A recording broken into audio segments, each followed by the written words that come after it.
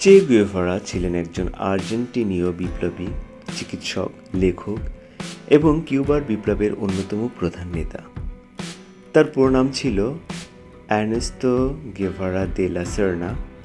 তিনি 1928 সালে আর্জেন্টিনার রোজারিওতে জন্মগ্রহণ করেন। চে গুয়েভারা মূলত মার্ক্সবাদী মতাদর্শে বিশ্বাসী ছিলেন এবং তিনি সমাজতন্ত্র প্রতিষ্ঠার জন্য সংগ্রাম করেছেন।